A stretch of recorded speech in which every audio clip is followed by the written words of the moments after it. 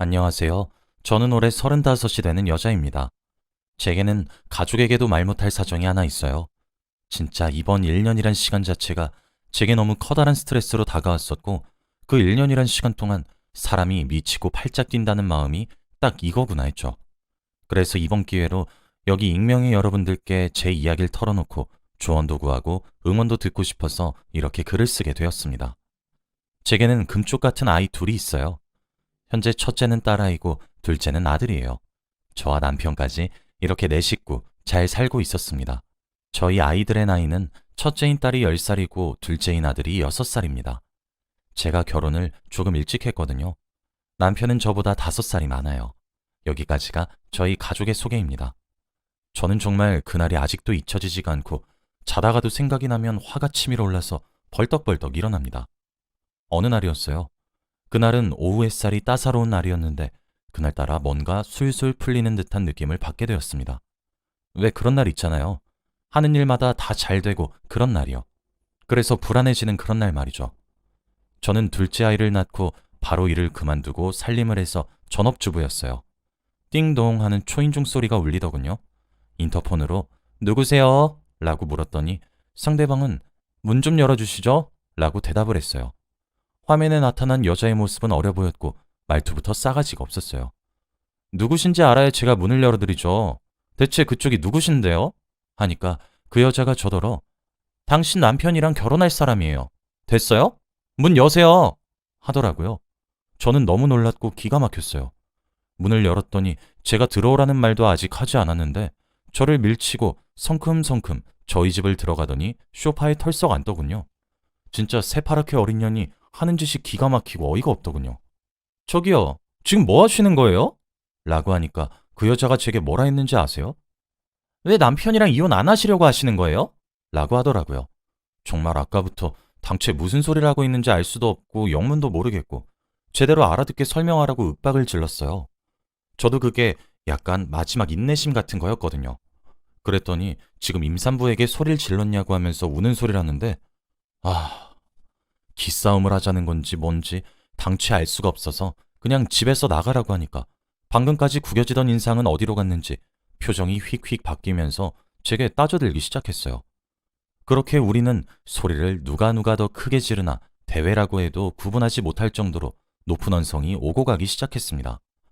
근데 그 여자가 하는 소리를 가만히 들어봤는데 정말 온몸에 피가 가신다는 기분이 바로 그렇더군요.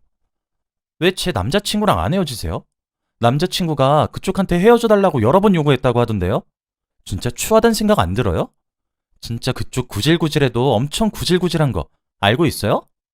저 오빠랑 결혼할 거니까 그냥 빨리 저희 오빠랑 헤어져 주세요, 제발. 진짜 해도 안 된다고 해가지고 오늘 이렇게 찾아왔거든요?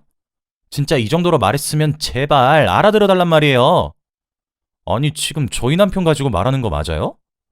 그럼 제가 누구 걸고 넘어질 것 같으세요? 황병현 오빠 말한 거 맞거든요? 아니, 이 아줌마가 멍청한 거야, 순진한 거야? 저 병현이 오빠 아이도 임신했어요. 진짜 이게 대체 무슨 말이야? 저기요, 저도 오늘 처음 듣거든요? 우리 남편인지 그쪽 남자친구인지 모르겠는데 저 이혼하자는 소리 한 번도 들어본 적 없다고요. 지금 남의 집안까지 기어들어와서 뭐 하자는 행동이에요? 이게 무슨 무례한 경우냔 말이에요. 아직 불러오지 않은 여자의 배를 보고 있자니 제 시선이 느껴졌던 것인지 자신의 배를 소중히 쓰다듬더군요. 저도 그 여자도 서로가 씩씩거리며 마주보다가 제가 문득 생각하니까 그 여자의 나이를 모르겠더라고요. 당신 몇 살이야? 그런데 제 질문에 뭐라고 답을 했는지 아세요? 올해 23인데요? 라고 하는 게 아니겠어요? 아니 세상에, 저희 남편의 나이가 한두 살 먹은 어린애도 아니고 팔팔한 20대의 나이도 아니라 이제 부록 40을 바라보고 있는 남자를 뭐 그리 사랑하고 있다고 말이에요? 진짜 그때 아이들 전부 다 학교랑 유치원에 보내서 집에 없었으니 망정이지 있었을 거란 상상만 해도 온몸에 피가 가십니다. 당장 우리 집에서 나가지 않으면 주택 침입으로 경찰에 신고를 하겠다고 으름장을 놓고 으르렁거리니까 제 남편을 얼마나 사랑하고 있고 그 마음이 얼마나 절절한지에 대해서 설명을 했어요.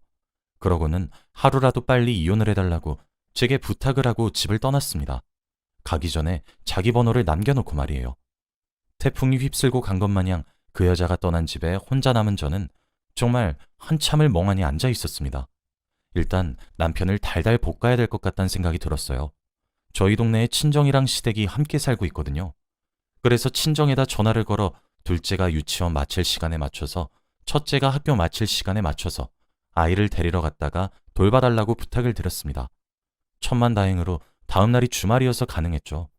저는 남편이 집에 돌아오기만을 기다렸어요.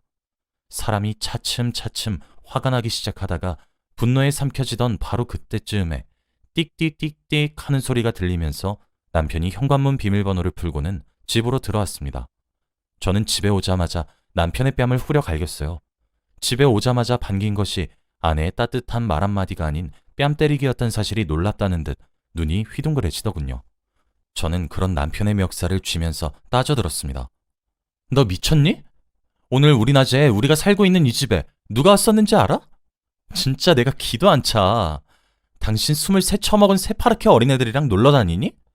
여기까지밖에 말하지 못했는데 남편은 털썩 무릎을 꿇더니 미안하다면서 자신이 잠시 미쳤던 것이 분명하다고 하면서 자신의 외도 사실을 인정하기 시작했습니다. 저는 그 모든 대화를 녹음했어요. 사실 남편이 현관문 비밀번호를 누르는 소리가 들렸던 바로 그 순간부터 녹음을 하고 있었죠. 남편이 제게 털어놓은 사실은 제 예상보다 훨씬 더러웠습니다. 남편이 결혼 이후 남자들끼리 여행을 가고 싶다고 한 적이 딱 한 번 있습니다.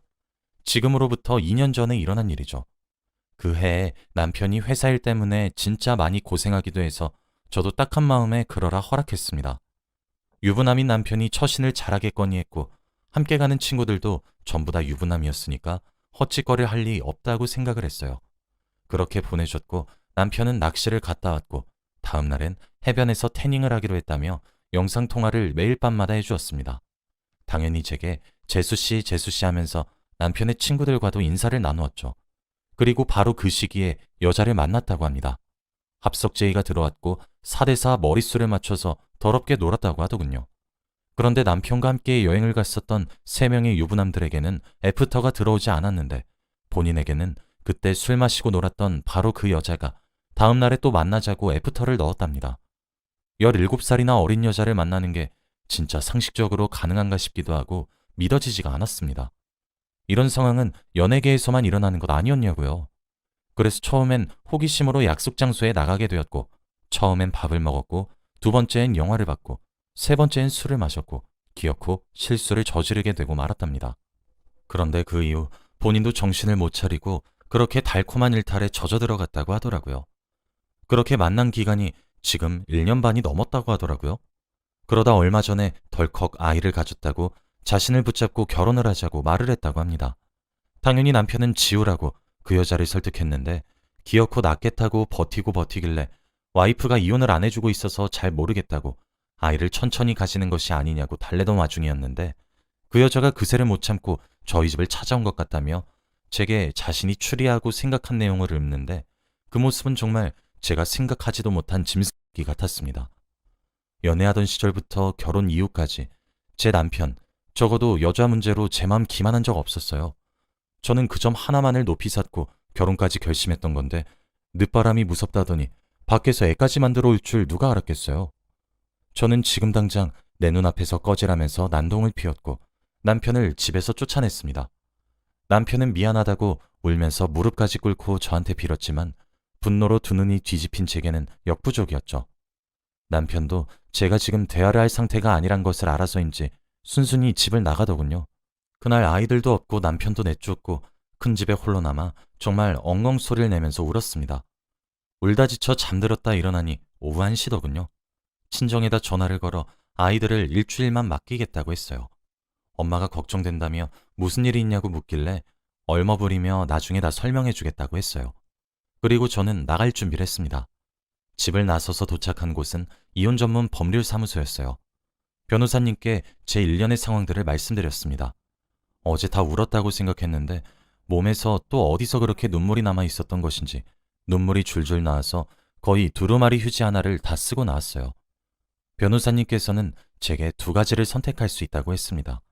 첫 번째로는 남편과 이혼을 준비하면서 상간녀도 함께 조지는 방법이었고 두 번째로는 남편과 이혼은 하지 않고 상간녀만 조지는 방법이었죠. 저는 뭐가 더 나은 방법이냐고 물었습니다. 변호사님은 제 말을 듣더니 그럼 먼저 상간녀 소송만 먼저 진행해보고 남편은 차차 고민해보자고 했죠. 변호사님은 증거를 모아야 된다고 했어요. 가장 중요한 점이 상간녀인 그 여자가 유부남인 것을 알고 만난 것인지 아닌지가 가장 중요하다고 하더군요. 상간녀가 남긴 연락처도 있겠다. 쇳불도 단김에 빼라고 연락을 했고 만나자고 했습니다. 변호사님은 자신의 목소리도 함께 녹음이 된다면 녹취 자체가 불법이 아니니까 모두 다 녹음하라고 했어요. 제 전화만 기다리고 있었던 모양인지 저를 아주 빠르게 만나고 싶어 하더군요. 그렇게 전화를 하고 2시간도 채 되지 않아서 그 여자와의 만남을 가졌습니다. 입구에서부터 불러오지도 않은 배를 소중하게 쓰다듬으며 의기양양한 표정을 지으며 들어오더니 저를 보자마자 제 남자친구를 제게 돌려주셨더라고요. 너무 고마워요. 라고 하더라고요. 제 남편은 저한테 그렇게 쫓겨나고 시댁에 가지도 못했던 것인지 상간녀가 혼자 살고 있던 원룸으로 기어들어간 모양이었죠. 그 때문에 상간녀는 제가 남편을 자신에게 양보한다고 착각하고 있는 것 같았어요. 저는 그런 착각이 잘못되었다고 굳이 짚어주지 않았습니다. 저는 마치 이혼을 준비하고 있다는 듯한 뉘앙스를 풀풀 풍기기 시작하면서 피를 끓는 심정으로 상간녀에게 유도 질문을 했습니다. 참 불행 중 다행이라고 해야 하는 건지 상간녀의 나이가 고작 20대 초반의 풋내기다 보니까 지무덤을 지가 스스로 파더군요. 뭐 자신의 남자친구가 자신의 곁으로 돌아온 것이 어지간히 기뻤나 보죠. 결국 제가 들어야 하는 결정적인 말들은 다 듣게 되었습니다. 언제 어디서 어떻게 만났고 만난 기간이 얼마나 되었는지까지도 말이죠. 그리고 첫 만남부터 유부남이라고 밝힌 남편에게 들이댄 것은 자신이라는 이야기까지 덧붙이니 제겐 금상첨화였죠. 저보고 양보해줘서 감사하다며 눈웃음을 치는 그 여자의 얼굴을 보는데 순간 어떤 생각이 들었냐면 내가 왜 이혼을 해줘? 내 눈에 피눈물 나게 하고 내 새끼들 아빠 없이 자라게 만들었으면서 상간녀 전현이 낳을 아이는 온전한 가정의 아빠도 만들어줘야 해? 라고 말이에요. 절대 이혼만큼은 하기 싫었어요. 대체 누구 좋으라고 해주나요? 변호사님께 증거 자료를 전달하러 간 뒤 제 마음도 말해줬더니 상간녀 소송만 진행하자고 하더군요. 아마 기간도 오래되었고 만남의 횟수나 이런 것들은 좀 더 조사를 해봐야 될 것 같지만 위자료로 3천만 원 정도는 받을 수 있다고 말씀을 해주셨죠. 저는 제 인생을 망가뜨린 상간녀의 인생 또한 망가뜨리고 싶었습니다. 그래서 상간녀에게 종종 연락을 하면서 마치 이혼을 당장이라도 할 것처럼 제 소식을 흘렸어요. 상간녀는 잘 생각했다며 얼른 이혼을 하라고 부추겼죠. 그렇게 상간녀가 임신한 지 약 6개월이 넘어가는 날이 되었죠. 아이를 지우지 못하는 시기가 딱 그 시기쯤이거든요. 저는 상간녀에게 이혼하지 않겠다고 선을 딱 그었습니다. 그 여자는 그때부터 정신을 놓은 사람 마냥 자신의 인생을 망가뜨리려고 작정을 한 것이냐며 매일같이 저를 찾아와 울고불고 화를 내기도 했고 바지가랑이를 잡고 빌기도 했어요. 남편은 두 여자 사이에 껴서 이도저도 하지 않고 눈치만 살살 보고 있었죠. 그 태도가 더 열받았어요. 그 사이 상간녀 소송은 차질 없이 진행이 되었고 변호사님께서 말했던 대로 저는 3천만 원의 위자료와 그 여자가 상간녀라는 판결문을 받을 수 있게 되었습니다. 그 이후 남편은 제게 지속적으로 연락을 하기 시작했어요. 남편의 말로는 그 상간녀는 어려서 호기심이 생겼고 가지고 놀았던 장난감이었다고 진실로 사랑하는 것은 저라고 하더군요. 남편과 전화로 듣게 된 이야기였어요. 그리고 저는 변호사 상담을 받았을 때부터 제 휴대폰이 통화 중 자동 녹음을 할 수 있게 설정을 해놨었던 상황이었죠. 녹음된 파일의 그 부분만 잘라서 상간녀에게 전송도 해주었습니다. 남편과는 이혼을 해야 하는 것인지 저와 이혼을 하고 나면 그 여자 곁에 가게 될 건데 그 꼴은 싫은데 함께 살기도 싫어졌었죠. 그러다 상간녀의 출산일이 다가왔습니다. 상간녀는 임신한 지 6개월 정도 되었을 때부터 괴로워했습니다. 제가 이혼을 해주지 않는 것뿐만 아니라 상간녀에게 받을 위자료는 전부 다 상간녀와의 싸움에서 깽값으로 지불할 생각이었거든요. 그래서 상간녀의 본가에 퀵으로 보내기도 했고 남편의 말 한마디 한마디들을 일일이 잘라서 보내기도 했죠. 그리고 상간녀가 살고 있는 원룸에 찾아가 머리채를 잡고 흔들기도 했습니다. 주거침입으로 벌금도 물었죠. 그런데도 후련하더라고요. 상간녀가 일을 하고 있던 회사에도 상간녀라는 내용 증명을 보냈고 상간녀의 월급을 가압류했습니다. 회사에서는 당연히 품행불량으로 잘린 모양이었고 본가에서도 부모님이 올라오신 것 같더군요. 그렇게 계속 괴롭게 만들었습니다. 제 의도가 잘 먹혀들었는지 처음에 화만 내고 욕을 내뱉던 상간녀는 시간이 지나면 지날수록 자신이 모두 잘못했다고 빌었고 울면서 사과를 하기 시작하더군요. 그런데 그걸로 성이 찰 리가 있나요? 내 새끼들은 아빠를 잃게 생겼는데.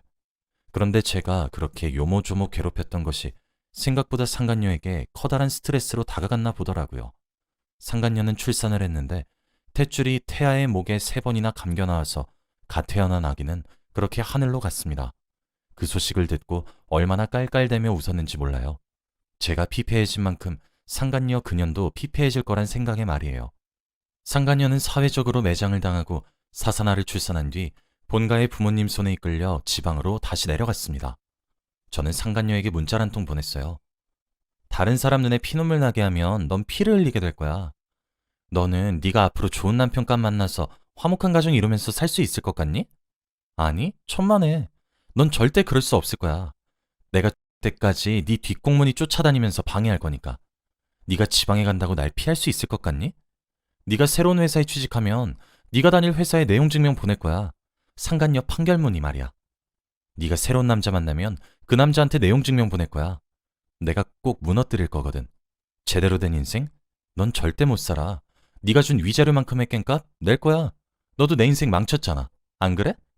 상간녀는 제게 협박죄로 고소한다고 답장이었는데 제가 고소하라고, 떳떳하면 해보라고, 난 뭐 더 할 줄 몰라서 안 하고 있는 줄 아냐고, 널 무너뜨릴 방법은 법적 테두리 안에서도 아주 무궁무진하다고 답을 했더니 제게 그만해달라고 애걸하기 시작했죠. 그제서야 속이 좀 시원해지더군요. 또 상간녀의 사산아 출산을 계기로 남편과 상간녀의 사이도 멀어졌더군요. 저는 이제 남편도 필요가 없어졌습니다. 자신의 죄를 진실로 뉘우치기라도 했으면 아이 아빠의 자리는 빼앗지 않았을 텐데 두 여자 사이에서 왔다 갔다 줄타기 하는 모습에 질려버렸거든요.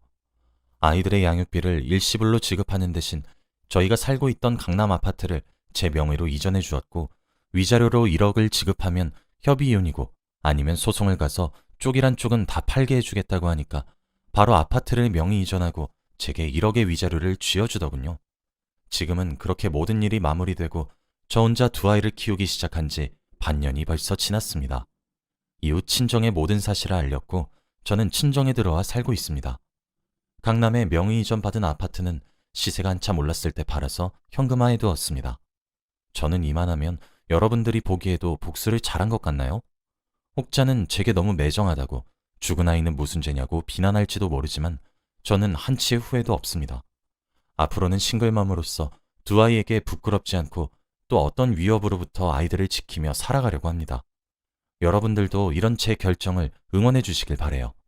긴 글 읽어주셔서 감사합니다.